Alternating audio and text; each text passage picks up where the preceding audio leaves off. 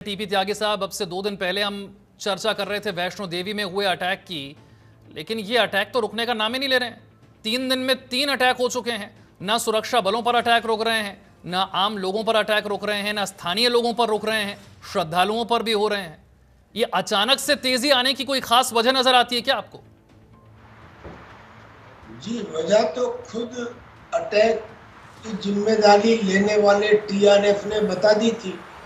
The resistance front ने, जिसने इस बात की जिम्मेदारी ली कि बस के ऊपर हमने अटैक किया, उसने ये भी कह दिया था कि आज के बाद में एक लंबी श्रृंखला है जिसके अंतर्गत ये आक्रमण किए जाएंगे।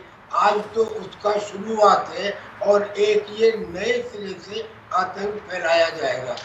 अब ये जो टीआरएफ ने कहा, इस टीआरएफ को दरअसल में शय मिलती है लश्कर-ए-तैयबा से। ये भी पता लग गया था कि जिन आतंकियों ने बस पे हमला किया, वही आतंकी रजौरी और पुंछ में जो पहले हमले हुए थे उनमें भी शामिल थे।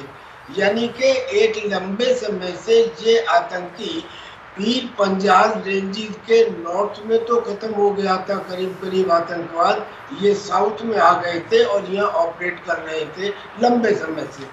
इसका मतलब ये हुआ कि जो वहाँ के लोकल लोग थे, ओवर ग्राउंड वर्कर जिन्हें कहें या स्लीपिंग सेल कहें, वो इन्हें डेली बेसिस के ऊपर, प्रतिदिन के आधार के ऊपर मदद पहुंचा रहे थे, लॉजिस्टिक पहुंचा रहे थे। और जो वो लोकल लोग हैं, उन्हें किसी न किसी पॉलिटिकल व्यक्ति का या व्यक्तियों का समर्थन था, एक इम्यूनिटी उनको प्राप्त थी, वरना लोकल उसमें भाग लेते ही नहीं। अब ये सोचने की बात है कि किसका हाथ है। मैं ये कहता हूँ कि ये आतंकी हमले हुए नहीं है, ये आतंकी हमले कराए जा रहे हैं।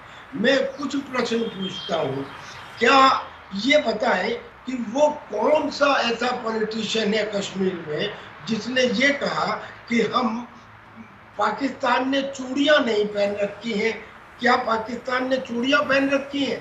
उसने ये कहा कि पाकिस्तान के पास एटम बम है। फिर उसने ये भी कहा कि अगर चीन का गवर्नेंस हिंदुस्तान में आ जाए तो हमें हिंदुस्तान की गवर्नेंस के मुकाबले वो ज़्यादा पसंद होगा।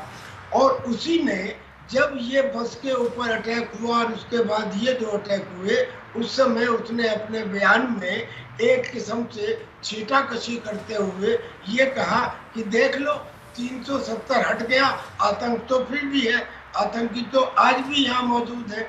और जब उस व्यक्ति का पुराना रिकॉर्ड देखें कि 60% की वोट के ऊपर वो व्यक्ति इलेक्शन जीता, और उस व्यक्ति का नाम, मैं चूंकि डिप्लोमेट नहीं हूँ, फौजी हूँ, सच बोलता हूँ, उसका नाम है फारूक अब्दुल्ला।